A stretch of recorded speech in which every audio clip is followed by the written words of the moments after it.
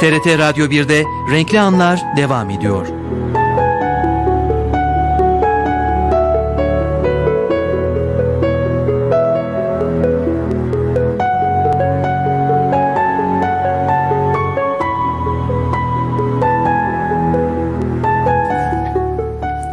Renkli Anlar'da sanal dünya gezintimiz başladı sevgili dinleyiciler. 15 günde bir program konuğumuz İnternet Pazarlama Danışmanı, Kültür Üniversitesi öğretim görevlisi Aytaç Mesci ile birlikteyiz biliyorsunuz.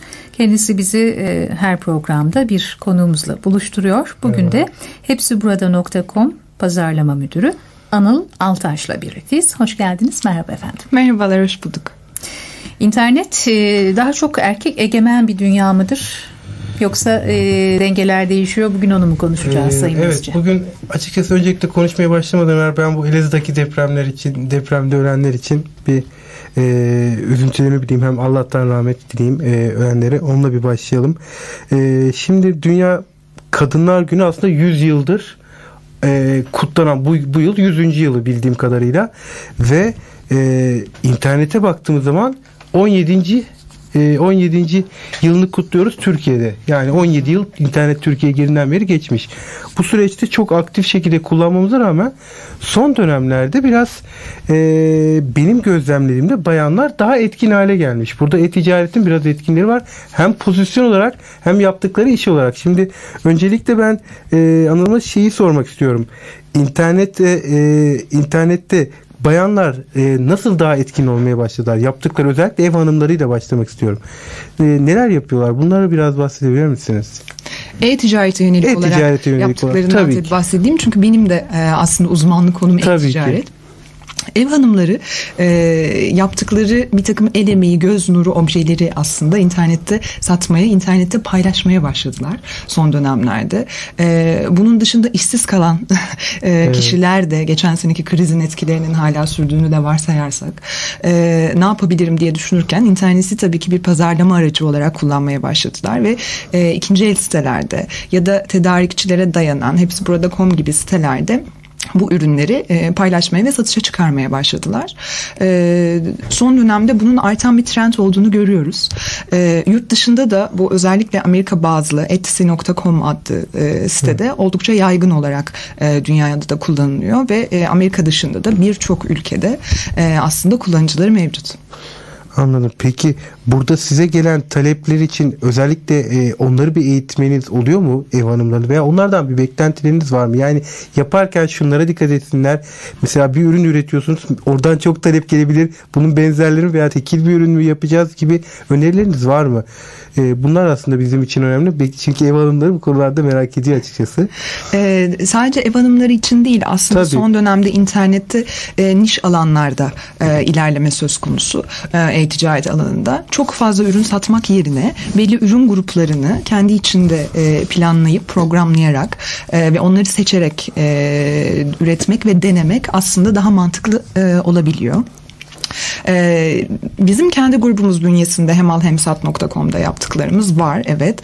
Sadece ev hanımlarından değil, bizde satıcı olmak isteyen ve mağaza açan tüm üyelerimize destek veriyoruz her konuda.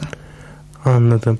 Peki biraz internetle kadını bakalım. Şimdi son zamanlarda gerek bilişim sektöründe olsun gerek internet sektöründe benim gözlemlediğime göre böyle önemli pozisyonlara kadınlar biraz daha gelmeye başladılar. Bu olayları daha iyi böyle motive etmesi mi, belki erkekleri daha iyi bir yönettiğinden, hiç bilmiyorum bunları. Ama önemli noktalara kadınlar geliyor. Bunu tabii bütçesi olarak aynı erkeklerin aldığı ücretlerle aynı mı? Bunu çok fazla bilmiyorum ama kadının aslında yönetimde, özellikle bilişim sektörünün yönetimdeki yeri nasıl şu anda Türkiye'de? Ne düşünüyorsunuz? Türkiye'de son dönemde yükselmiş durumda kadının da bilişim sektöründeki yeri. İnternet çok geniş kapsamlı bir sektör tabii. Yani hem bilgi işlem yöneticileri hem yazılımcılar, proje yöneticileri, iş geliştirmeciler, tasarımcılar, dijital pazarlama uzmanları, hatta reklam satışçıları, lojistikten sorumlu kişiler, oldukça hukukçular evet. Gibi her sektörde aslında olmazsa olmaz bir takım bileşenler mevcut. Ve bu sektörlerin tümünde aslında kadınların da çalıştığını biliyoruz. Çok uzun yıllardır tecrübeleri olduğunu. Farklı sektörlerden gelen kadınlar son dönemde e-ticaret sektörüne gelerek bu deneyimlerini paylaşmaya başladılar. Tamamen internet odaklı gelişimleri ve profesyonellikleri olmasa bile. Çünkü sektör olarak özellikle perakendeden çok da büyük bir farklılık göstermiyor. Ama baktığınız zaman ben sadece internet sektöründe değil, daha önce tarım makineleri gibi çok maskülen bir sektörde de çalışmış biri olarak ve bayanlarla da beraber çok fazla çalışmış biri olarak çok keyifli ve bol paylaşımlı çalıştığımızı düşünüyorum. Benim şu anki genel müdürüm, hatta lojistik direktörümüz, şirket içerisindeki hukukçu arkadaşlarımız, pazarlama departmanındaki çok ciddi kadroların hepsinin bayan olduğunu söyleyebilirim. Diğer internet sitelerinde ve e-ticaret sitelerinde de aynı gidişatın olduğunu da biliyorum bu anlamda. Anlıyorum. Şimdi siz tabii sektörde çok uzun zamandır tecrübe sahibi bir yöneticisiniz. Eminim ki bir sürü farklı kategoride çalıştınız ama şunu biraz daha hani yeni başlayanlar bu kadar kolay açıkçası ilerleyemiyor. Buradaki ilerleyişlerinde bayanlara özellikle dikkat etmeleri gereken, hem gerek burada yanlış anlaşılmasın, iş ilişkileri bakımından hem önemli hani adımlar olarak önerileriniz var mı? Orada neler dikkat etmesi lazım? Çünkü bir bayan belki biraz daha erkekler 2 kat 3 kat düşünmesi lazım. Çünkü hem çevresine bakıyor, hem işi düzgün yapması lazım. Böyle bir sürü şey var. Normalde aslında ikisi bir olması lazım. Eşit olması lazım. Benim de düşüncem bu ama öyle olmuyor bizim ülkemizde. Çok eşitsizlik olduğunu söyleyemeyeceğim. Biraz da hak verilmez alınır gibi bir durum da söz konusu. Yani başarılıysanız her sektörde aslında kendinize hak ettiğiniz yeri ve ücret skalasında alabiliyorsunuz. Ama tabii ki çalıştığınız ortam çok önemli. Sizinle beraber paylaştığınız yöneticileriniz çok önemli. Projelerin doğru zamanlaması, planlanması çok önemli.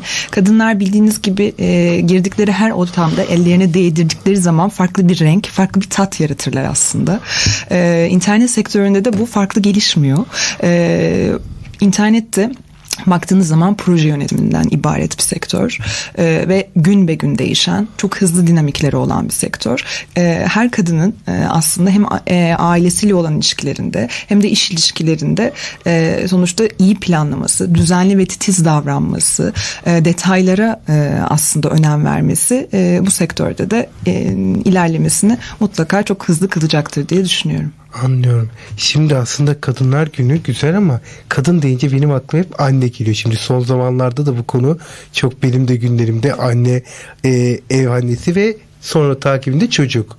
Şimdi bu üçlem geldiği zaman özellikle bilişim sektöründe internetin biraz avantajıyla sanki çocuk edinmek daha kolay olabiliyor mu? Evden işler yapılabilmesi internet üzerinden diye böyle bir sorun, biraz daha cesur olabiliyor mu yöneticiler? Özellikle. Olmak zorundalar aslında.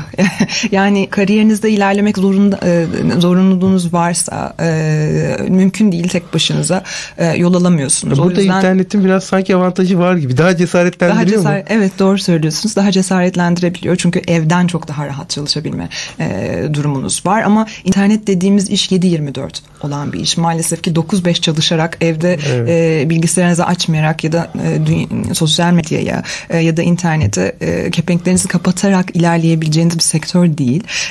O yüzden algılarınızın sürekli açık olması ve onun da takibini etmeniz gerekiyor. Ama dediğiniz gibi evde bir şekilde zamanınızı geçirmeniz ve çocuğunuzla ilgilenirken bazı işleri yapmanız da mümkün tabii.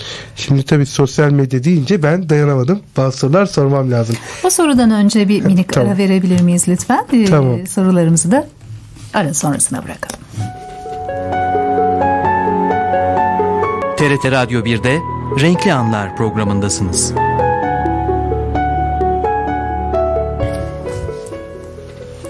Evet, tekrar birlikteyiz. Şimdi sosyal medya ve e-ticarette zaten en önde olan firmalardan birisinde yöneticisiniz. Bu firma sosyal medyada da aktif. tabii sosyal medya aktif olduğu zaman açıkçası ben son zamanlarda biraz kısmet edinme yerleri olarak da görmeye başlıyorum. Çünkü oradaki konuşma tarzları sadece marka için değil, insanların çok yakın iletişimlerinde de kullanılmaya başladı. Şimdi böyle bir durumda gene sosyal medyada bayanın bir zorlukları oluyor mu? Yani nasıl, hani bir otobüste veya sokakta yürürken bugün ben görüyorum ilanlara veya gelen mesajlara, lütfen bugün hiçbir normal davransa yeter. Yani normalde bir beklentisi sadece bir erkekten normal bir davranması beklerken aynı şey interaktif ortamda da bir zorlukları yaşıyorlar mı bayanlar sizce? Böyle aldıkları mesajlarla, böyle hiç beklemedikleri mesaj oluyor, e-maillerine geliyor, sosyal medyada oluyor. Bu tür sorunlar oluyor mu sizce? Açıkçası ben kişisel olarak hiç karşılaşmadım. Şirket olarak da bunu biz yönetimimiz üye gruplarını, işte Facebook'tur, Friendfeed'tir, Twitter'dır, bu gibi sosyal medya accountlarımızı hepsi burada Burak adındaki bir kişi üzerinden yönetiyoruz. Evet. Bu bir karakter olarak konumlandırabiliriz bunu. O yüzden maskülen bir isim seçtik aslında. Ama yani hem bayanlar hem erkekler aynı şekilde geri dönüş yapabiliyorlar. Biliyorsunuz sosyal medyadaki bazı süreçleri kontrol edebilmeniz çok kolay değil. Ama anında tepki vermeniz gerekiyor ki kişilerin o anki geri dönüşlerini takip edebilirsiniz ve size de olumlu olarak bir şekilde marka kimliği açısından katkıda bulunsun bu durum. Biz de bu yüzden 7/24 değil mi? Evet, aynen öyle. Az önce söylediğiniz gibi. Aynen öyle. Evet. Şimdi hem 7/24 bir de önemli nokta, e-ticaretin en büyük Türkiye'deki önemli firmalarından birisinin yöneticisi. Burada 7/24 dediğinde nasıl bir ilerleyiş sağlıyorsunuz firma içinde? Adımlar nasıl özellikle? Ve burada özellikle benim merak ettiğim, şimdi bant yönetimi sisteminde, ürün tedarik kısmında, ürünün hemen tedarik etmesi kısmında bayanların aktifliği ne kadar? Benim biraz merak ettiğim kısım bu.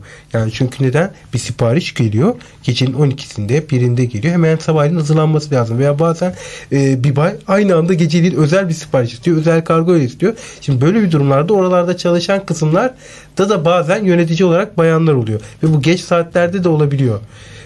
Bu tür kısımlarla karşılaşıyor musunuz? Sorunlar olabiliyor mu buralarda? Yani bir şirket yönetiyorsunuz, sorunun olmaması mümkün değil ama önemli olan çözüme çok kolay ulaşabilmek ve kendi içinizdeki iletişim ağınızı doğru kullanabilmek bu noktada. Hepsi burada Common Lojistik Direktörü de bir bayan aslında. Bu çok bilinen ve çok duyulmuş bir şey olmasa da sektörde. Evet. Hem operasyon tarafından hem de lojistik tarafından bir bayan arkadaşımız. Bunu inanın bilerek sormadım ama çok enteresan. Yani hepsi burada için doğru bir... Evet. Ama lojistik tarafında tabii ki yani kargo şirketleriyle olan ilişkiler ve paketlemelerin yapılmasında tabii maskülen bir iş olduğu için daha çok erkekler tercih ediliyor. Bu bir gerçek. Ama onun dışında özellikle satış sonrası dediğimiz hizmetler bölümünde hem bayan hem erkek arkadaşlarımız da aynı ölçüde rol alıyor. Aslında şu an aklıma gelen bir soru, belki sözünüzün başında değinmiş olabilirsiniz. E-ticaret yoluyla ticaret hayatına atılan bayanlar, işte el emeklerini değerlendiriyorlar vesaire gibi yaklaştınız. Proje bazında ticaret yapan bayanların sayısı nedir? Türkiye'de kadın girişimciler artmaya başladı aslında. Niş e-ticaret sektörlerinde de bunu görebiliyoruz.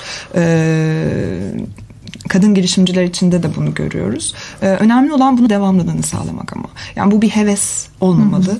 Nefes de gerektirmeli. Çünkü yatırım ve e-ticaret başına ticaretin önüne koyduğunuz zaman biraz daha kapsamlı hale gelebiliyor. Sadece ürün satmak ve bir site açmaktan ibaret değil. Tabii ki lojistik süreçleri, müşteriye ulaşana kadar olan iyi planlama ve ondan sonrasında da müşteriyi memnun etme, bu datanın iyi analiz edilmesi, sonra tekrar geri dönülmesi müşterilere, remarketing anlamında tekrar pazarlamaların yapılması ve aynı zamanda da tabii ki müşteri memnuniyeti adına satış sonrası hizmetlerin kurgulanması çok çok önemli.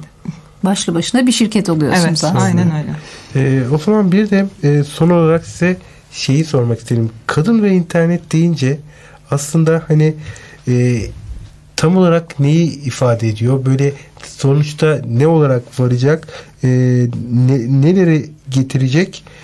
Bunlar hakkında son düşüncelerinizi istiyorum sizden. Çok kısa lütfen. Çok kısa. Kadın internet deyince ve e-ticaret biraz katarak fikirleriniz nasıl olacak? Onları bir düşünmenizi istiyorum. Türkiye'de e-ticaret pazarının büyümesi kadınların da aslında alışveriş etmesiyle ve interneti çok doğru oranda kullanmasıyla paralel. Dünyada da bu şekilde gelişmiş ve dünyadaki internet pazarı Amerika'daki, Avrupa'daki büyük ülkelere baktığımızda da bunu görmekteyiz. O yüzden ülkemizde de